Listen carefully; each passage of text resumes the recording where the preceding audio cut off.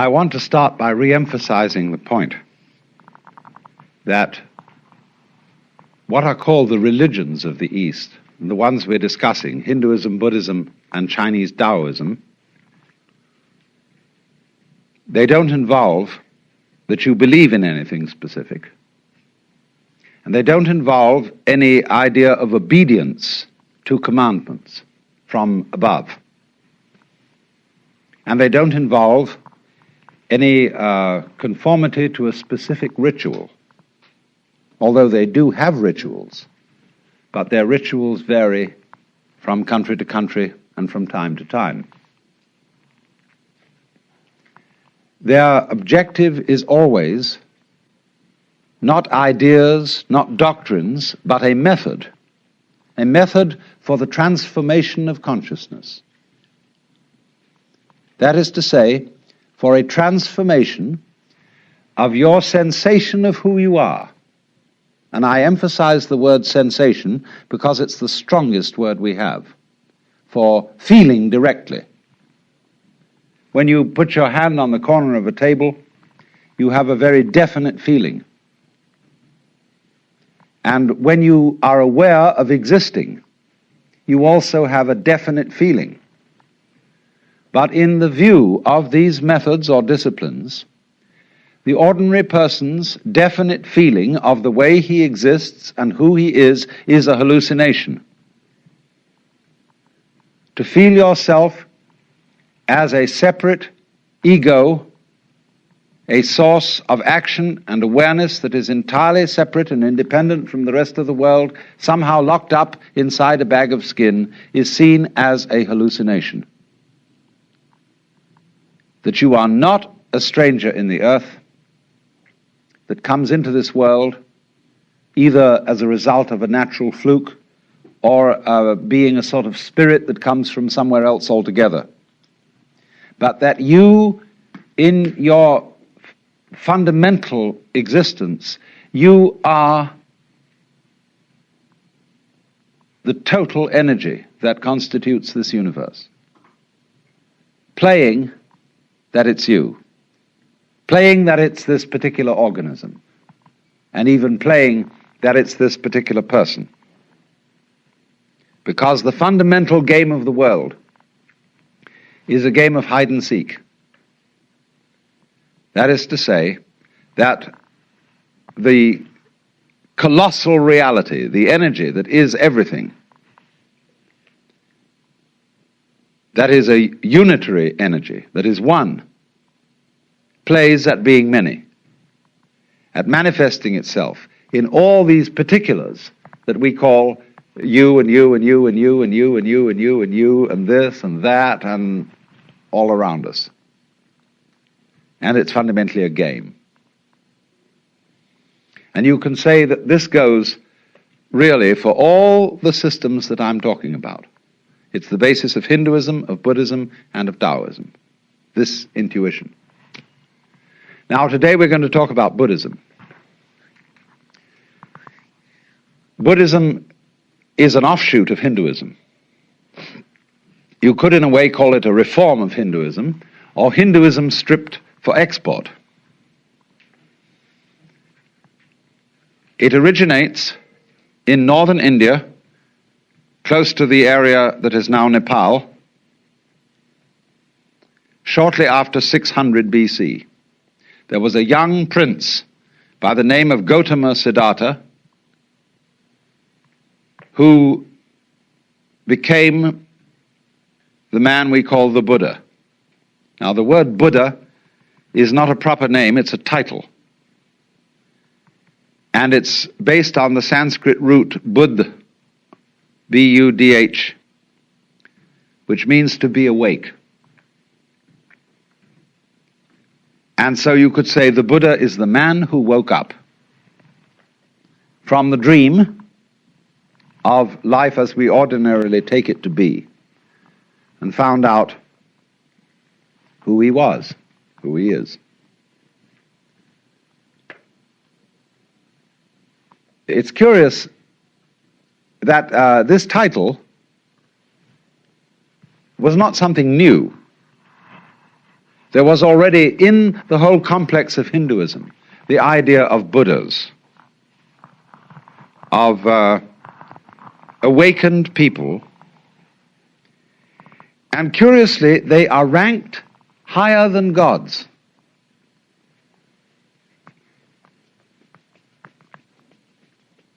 Because in the view of Hinduism, even the gods, or the angels, the devas, are still bound on the wheel of the sort of squirrel cage of going round and round and round in the pursuit of success. And the idea is that if you pursue something that you can call success, pleasure, good, virtue, which originally, of course, means strength, magical power, all these positive things, you are under illusion because the positive cannot exist without the negative. To be, you only know what to be is by contrast with not to be. So if we say, now, there is a coin in the left hand, there is no coin in the right. And from this you get the idea of to be and not to be. And you can't have the one without the other. So if you try to pursue, to gain the positive, and to deny, get rid of the negative, it's as if you were trying to arrange everything in this room so that it was all up and nothing was down. You can't do it. You set yourself an absolutely insoluble problem. Because the basis of life is spectrum. I'll consider the spectrum of colors. When you think of a spectrum, in what form do you think of it? Most people think of it as a ribbon, with red at one end and purple at the other. But the spectrum is actually a circle, because purple is the mixture of red and blue. It goes right round. And so in this way, all sensation, all feeling, all experience whatsoever is moving through spectra. You don't only have the spectrum of color, you have a spectrum of sound, you have various complex spectra of texture, of smell, of taste, and you're constantly operating through all the possible variations of experience. And it implies that you can't know one end of the spectrum without also knowing the other. So if you wanted, if say your favorite color is red, and you wanted only red, and you had to exclude, therefore, blue and purple. Without blue and purple, you can't have red. Behind, of course, all the various colors in the spectrum is the white light. And behind everything that we experience, all our various sensations of sound, of color, of shape, of touch, there's the white light.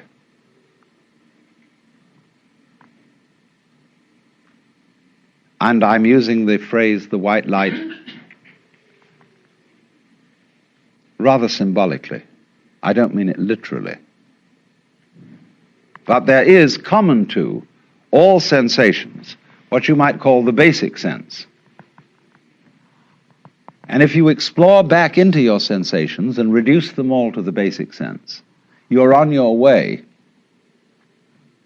to reality, to what underlies everything, to what is the ground of being, the basic energy.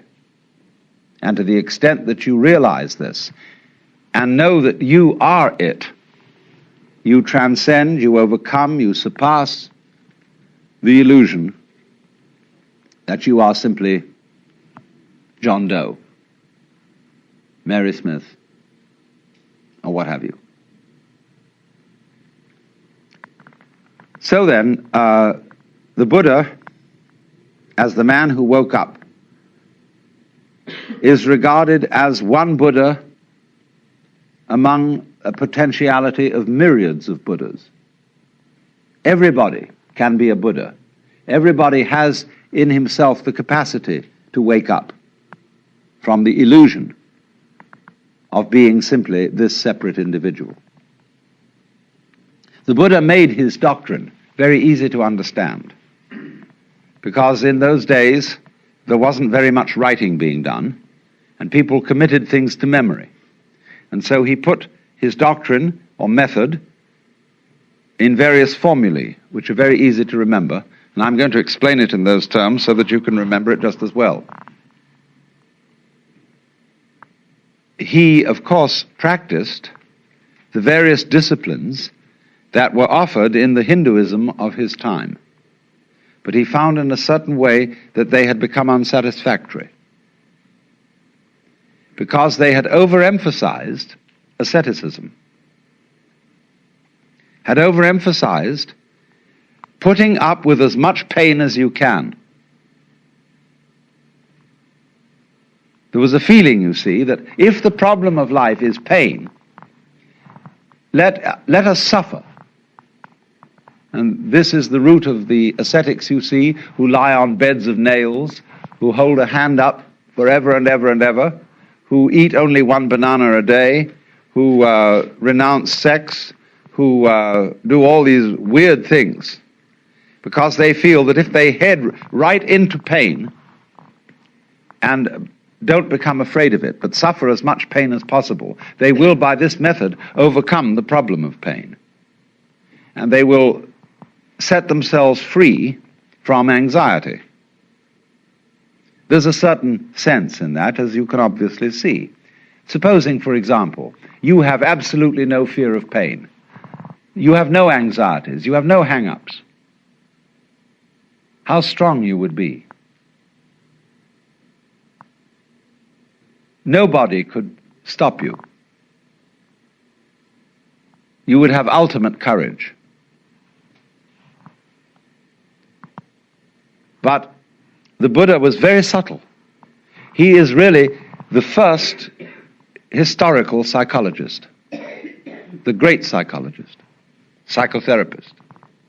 He is very subtle, because he saw that a person who is fighting pain, who's trying to get rid of pain, is still really fundamentally afraid of it. And therefore, the way of asceticism is not right. Equally, the way of hedonism, of seeking pleasure, is not right. So the Buddha's doctrine is called the middle way, which is neither ascetic nor hedonistic. So it's summed up in what are called the Four Noble Truths. And the first is called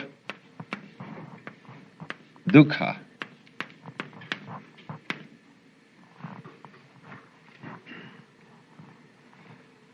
Dukkha means suffering in a very generalized sense. You could call it chronic frustration. And it is saying that life as lived by most people is dukkha. Is an attempt, in other words, to solve insoluble problems. Try to draw a square circle. You can't, because the problem itself is meaningless. Try to arrange the things in this room so that they're all up and none of them down. It is meaningless. Such a problem cannot ever be solved. So try to have light without dark, or dark without light. It can never be solved. So the attempt to solve problems that are basically insoluble, and to work at it through your whole life, that is dukkha. Now, he went on to analyze this, that there are what he called three signs of being. The first is dukkha itself, frustration. The second is anitya. And this means the letter A in Sanskrit at the beginning of a word is often the equivalent of our non. So nitya means permanent. Anitya means impermanent. That every manifestation of life is impermanent. And therefore, our quest to make things permanent, to straighten everything out, to get it fixed, is an impossible and insoluble problem. And therefore, we experience dukkha, or this sense of fundamental pain and frustration, as a result of trying to make things permanent. And the third sign of being is called anatman.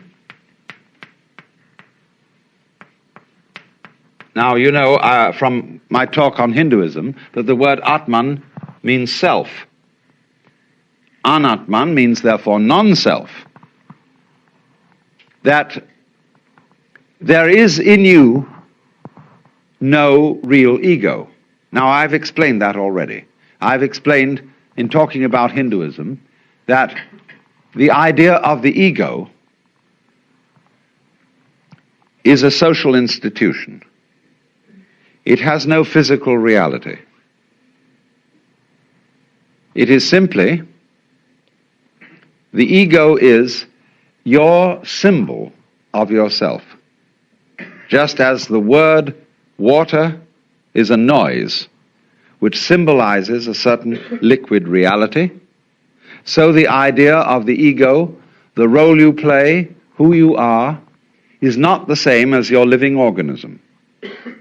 Your ego has absolutely nothing to do with the way you color your eyes, shape your body, circulate your blood. That's the real you. But it's certainly not your ego, because you don't even know how it's done from the standpoint of your conscious attention. So the idea of anatman is firstly that the ego is unreal. There isn't one.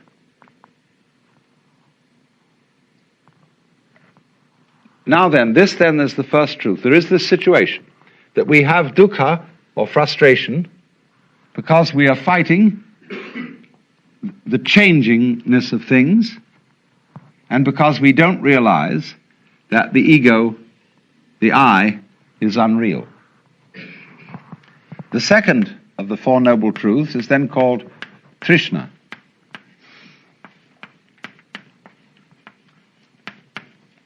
Trishna is a Sanskrit word again, and is the root of our word thirst. And it's usually translated desire, but it is better translated clinging, grabbing, or there's an excellent modern American slangy word, hang up. That is exactly what Trishna is, a hang up. Trishna is clutching. As, for example, what we call smother love. When a mother is so afraid that her children may get into trouble, that she protects them excessively. And as a result of this, prevents them from growing. Or when lovers cling to each other excessively and have to sign documents that they will curse and swear to love each other always, they are in a state of trishna. And this is the same thing as holding on to yourself so tightly that you strangle yourself. Now, so the second truth then about Trishna is that the cause of dukkha is Trishna. Clinging is what makes suffering. If you don't recognize that this whole world is a phantasmagoria, an amazing illusion, a weaving of smoke, and you try to hold on to it, you see, then you start suffering. seriously suffering. Trishna is in turn based upon avidya.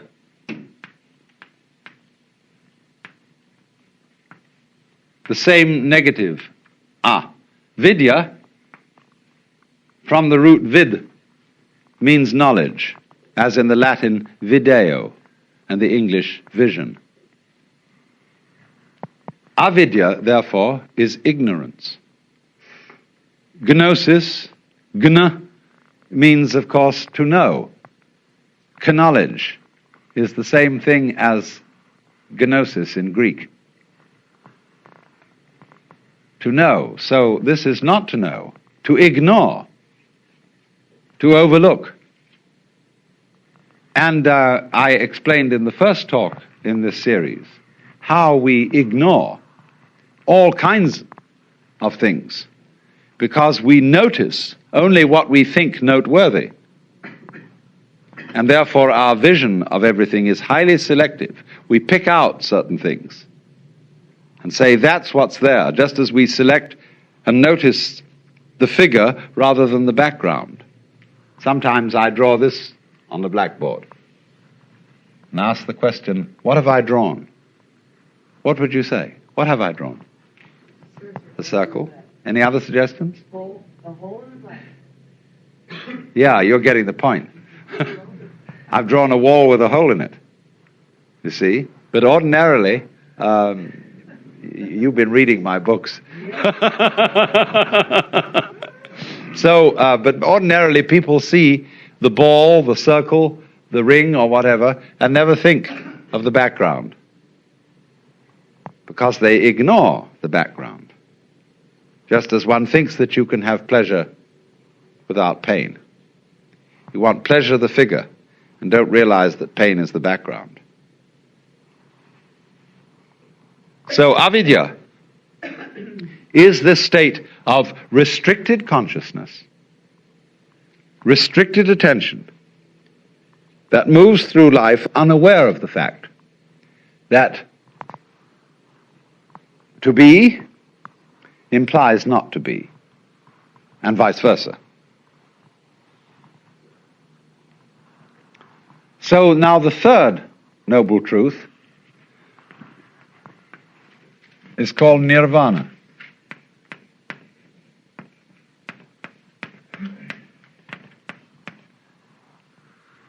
This word means blow out. Nira is a negative word, again, like Vana is blowing. So it's a kind of outblowing. Now, in breathing, you know that breath is life. The Greek word, you may pronounce it pneuma or pneuma, is the same as spirit.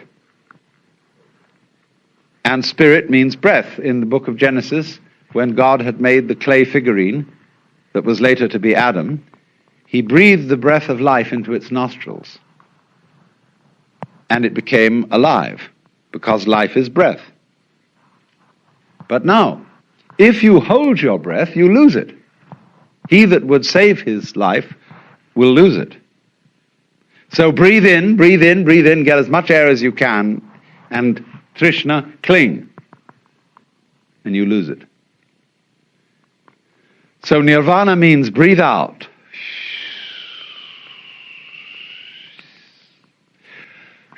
What a relief that was. The sigh of relief. Let it go. Because it'll come back to you if you let it go.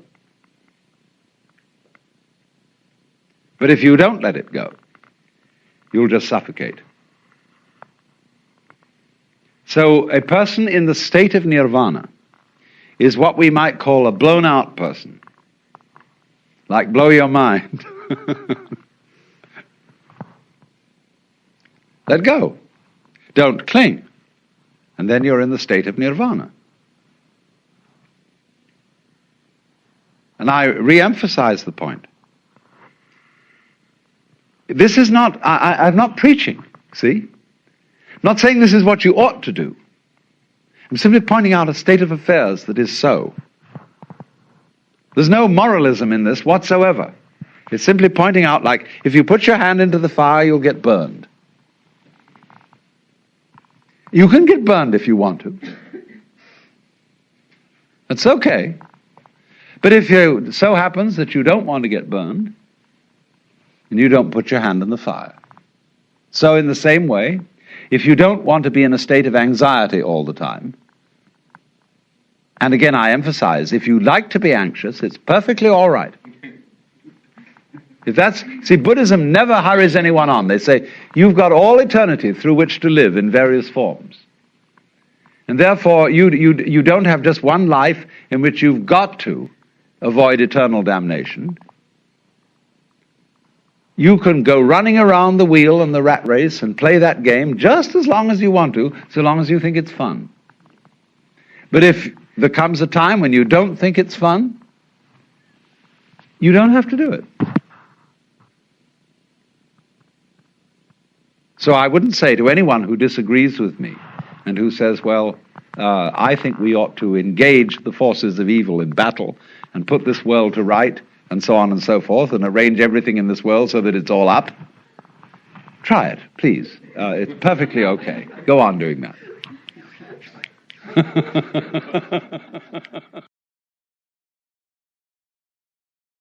But if you see that it's futile, then you can let go.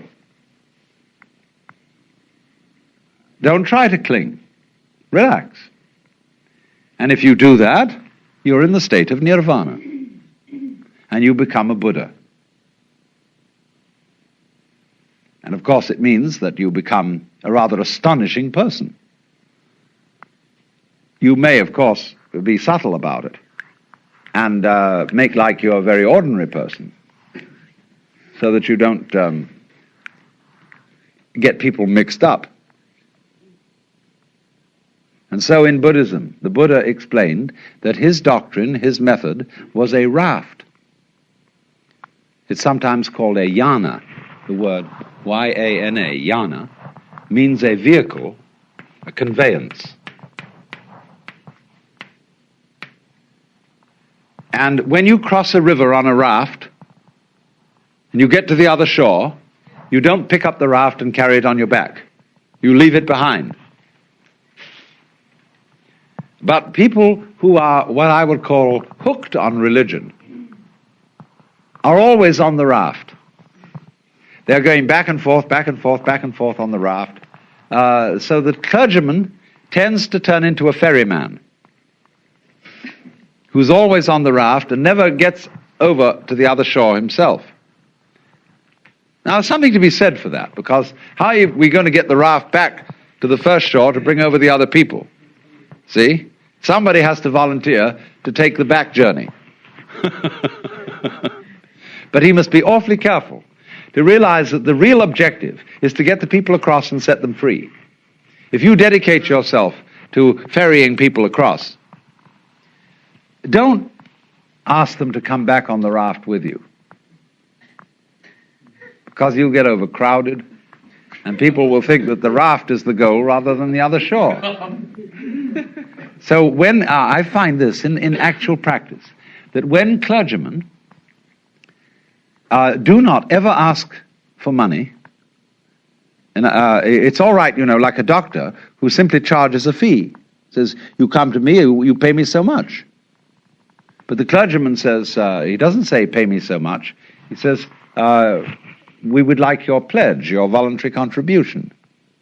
See, and then nobody knows what to give. That's the idea of the raft. Now then, the fourth noble truth is called marga.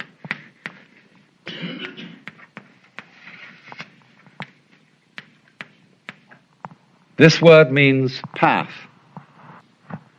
And the way of Buddhism is often called the Noble Eightfold Path, because there are 8 phases. I won't say steps, because they're not sequential.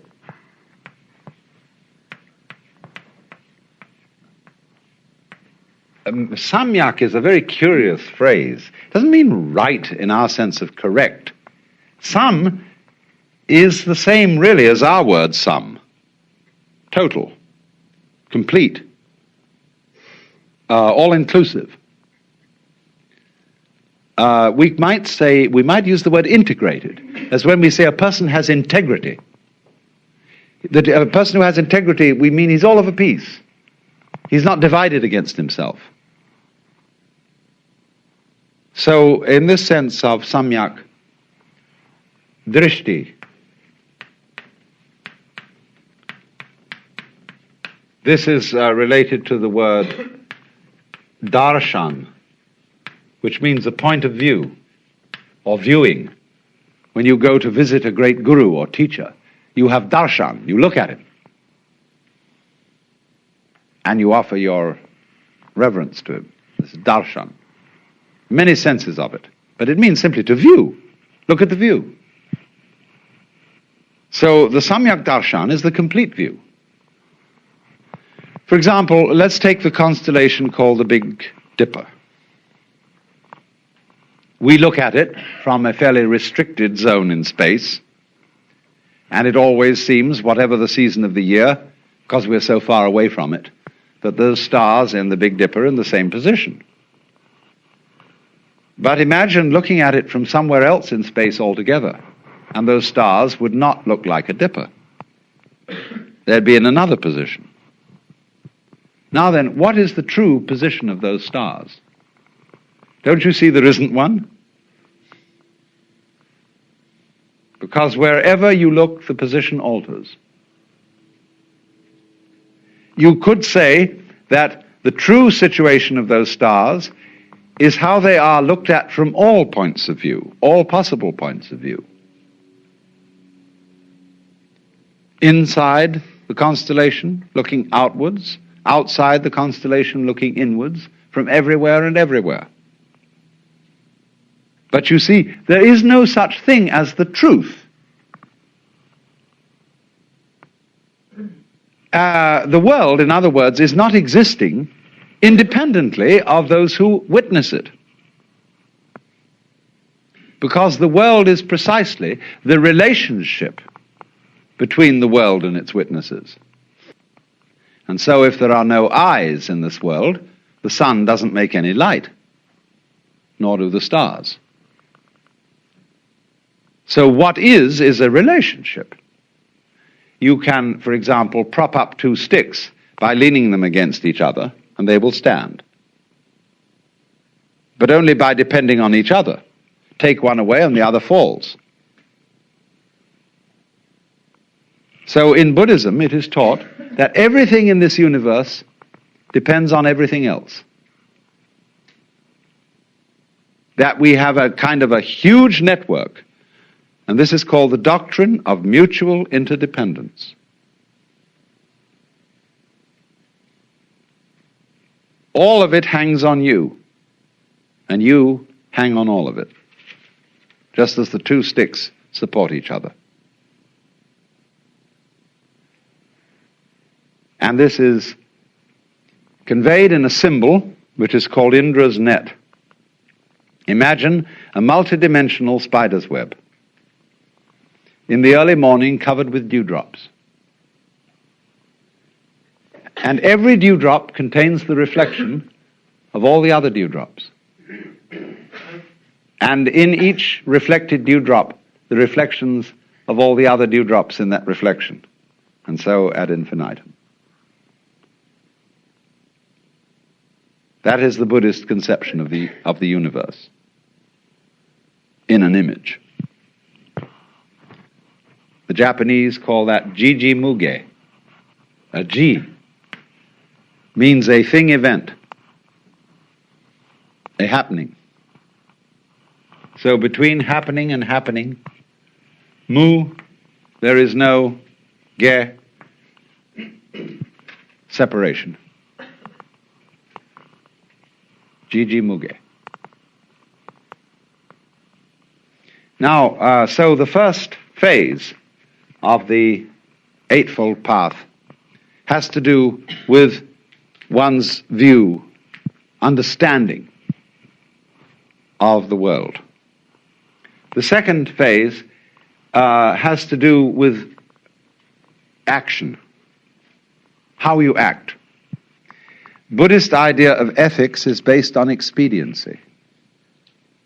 If you are engaged in the way of liberation and you want to clarify your consciousness, doing that is inconsistent with certain kinds of action. So every Buddhist makes 5 vows, 5 precepts. And you may perhaps have heard the Buddhist formula of taking what is called Panchasila, the 5 precepts. And they take what are called Tisarana, the 3 refuges, and the 5 precepts. The refuges are the Buddha, the Dharma, the doctrine, and the Sangha, the fellowship of all those who are on the way. So the priest, the bhikkhu, the Buddhist monk, and the lay people will chant the formula. Buddhang saranang gacchami, Dhanghang saranang gacchami, Sanghang saranang gacchami. Those are the 3 refuges, the Buddha, the Dharma, and the Sangha. Then they take the 5 precepts. Panatipata veramani sikapadang samadhiyami. Adinadana veramani sikapadang samadhiyami.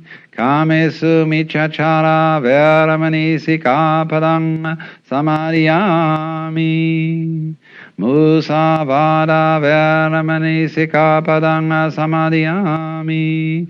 Kamesu michahara veramani sura merya majapamadatana veramani sikapadam samadhiyami. So they take these 5 precepts. Panatipata. I undertake the precept to abstain from taking life. Adinadana. I undertake the precept to abstain from taking what is not given. Kamesu michahara. I undertake the precept to abstain from exploiting the passions. Musavada. I undertake the precept to abstain from falsifying speech. Sura merya majapamadatana. I undertake the precept to abstain from being intoxicated by sura, merya, and majapamadatana, whatever they were.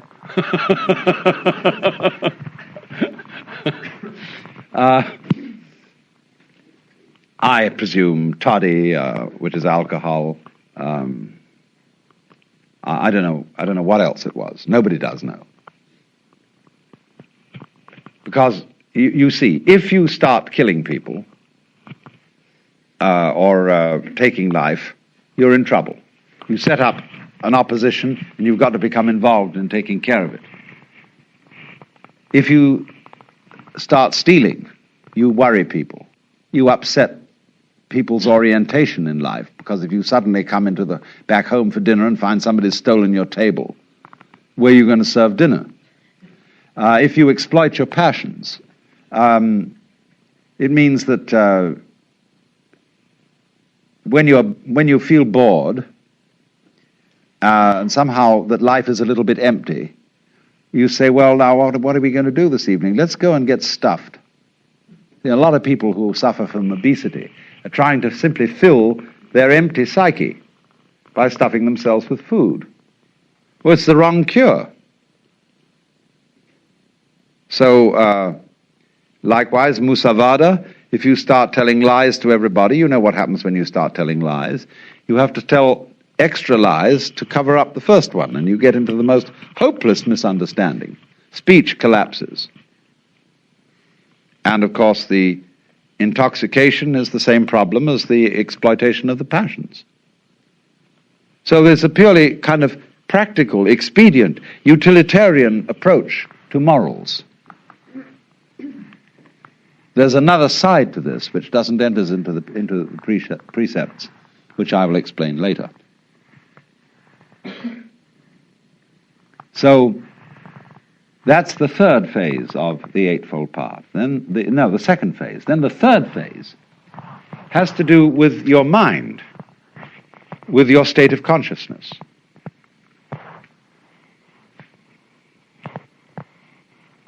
And this has to do with what we would ordinarily call meditation.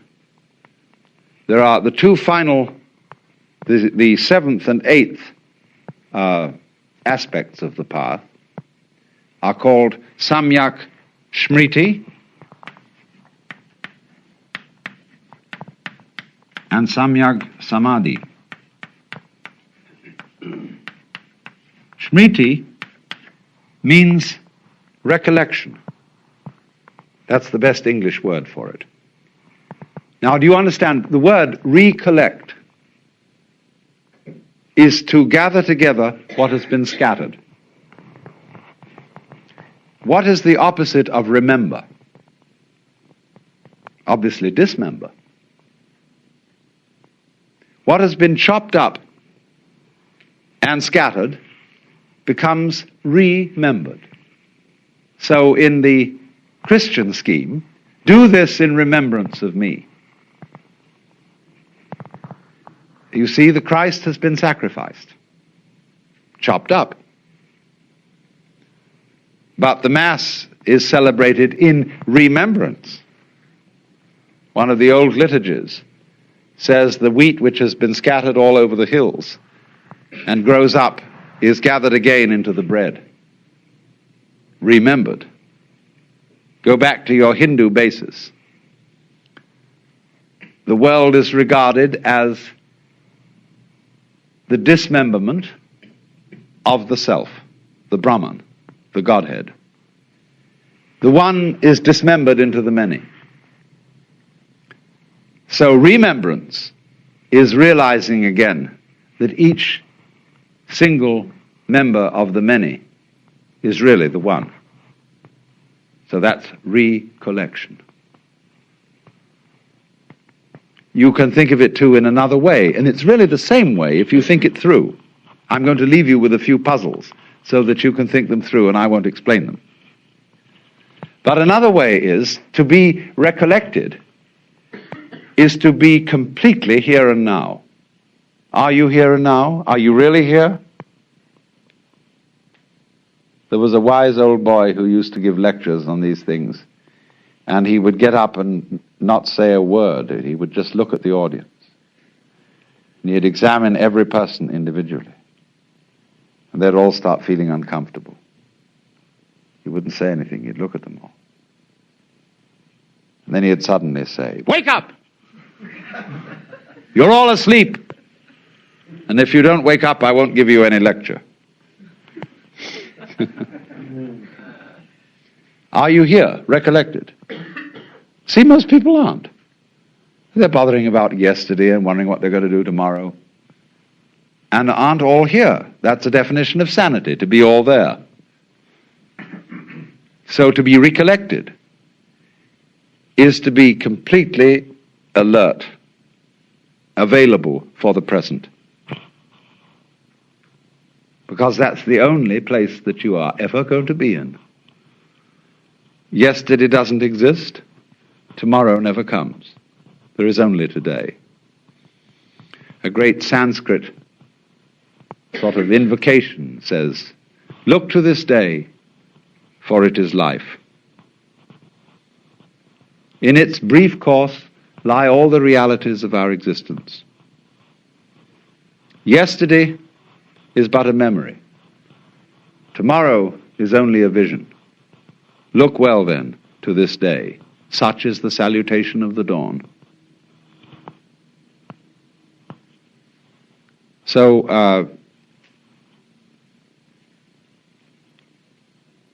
Smriti means, then, recollectedness in the sense of being all here. In the sense that this is the only where there is. Then beyond that comes samadhi. Again, notice the presence of this word SAM, sam. Samadhi is integrated consciousness in which there is no further separation between the knower and the known, the subject and the object.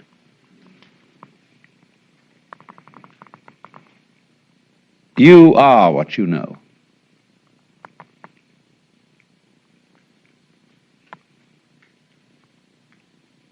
Now we think in the ordinary way that we are the witnesses of a constantly changing panorama of experience, from which we as the knowers of this in a way stand aside and watch it. We think of our minds as a kind of tablet upon which experience writes a record, and the tablet is always there, although the experience goes by. And eventually the experience, by writing so much on the tablet, wears it out. It's all scratched away, and you die. See? But actually, if you will investigate this, and you have to experiment on this because I cannot explain it to you in words, you can only find it out for yourself. There is no difference between the knower and the known. When you say, I see a sight, I feel a feeling, you are using redundant language. I see implies the sight. I feel implies the feeling. Do you hear sounds? No. You just hear. Or you can say, there are sounds. Either one will do. So you will find, if you thoroughly investigate the process of experiencing, that the experiencing is the same as the experiencer. And this is the state of samadhi. I put it originally in this form, that the organism and the environment are a single behavioral process. So, likewise, is the knower and the known.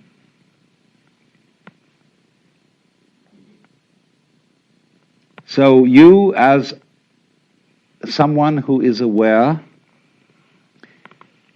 and all that you are aware of is one process. That is the state of samadhi.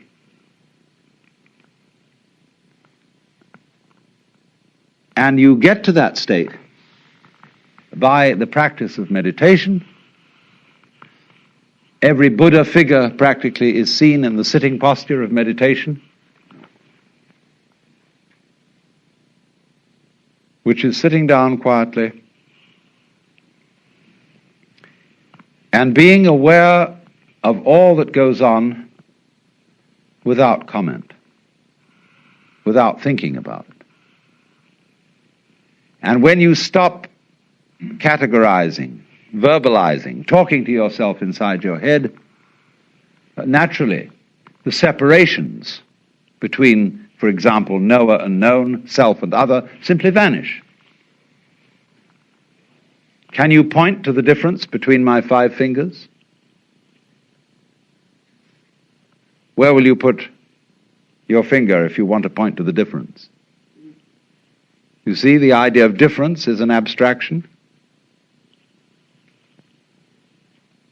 It just isn't there in the physical world. Of course, that's not saying that the fingers are joined like a duck's claws with a web, but that it's just that. They're not the same. That's an idea. They're not different. That's an idea. And these ideas just aren't here. See? You can't point to it. You can't put your finger on it. Get then to the state of affairs where you see the world free from concepts. That's what Buddhists mean by void. When they say the world is basically they use the phrase shunya. That has a meaning of like empty, void. Everything is shunya.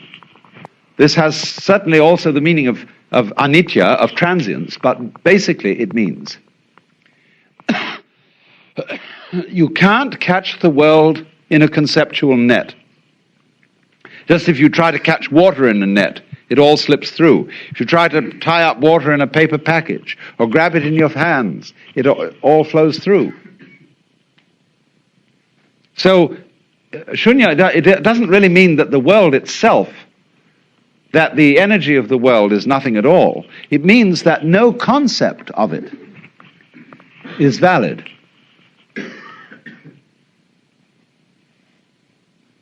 You cannot make any one idea or belief or doctrine or system or theory tie the thing up.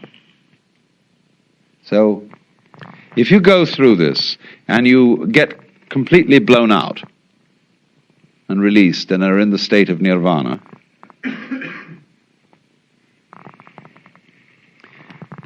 for no reason that anybody can explain, just as, for example, as I pointed out, when you see that you can't change yourself, you can't lift yourself up by your own bootstraps, you then get a new access of psychic energy. So in exactly the same way, when you get to this state of nirvana, there wells up from within you what the Buddhists call karuna, or compassion. The sense that you aren't different from everybody else. Everybody else's suffering is your suffering. And so this tremendous sense of solidarity with all other beings arises. So that he who reaches nirvana doesn't, as it were, withdraw into a sort of isolated peace, but is always coming back into the world, into the difficulties, into the problems of life, in compassion for everyone else. You can't be saved alone, because you're not alone. You are the whole cosmos.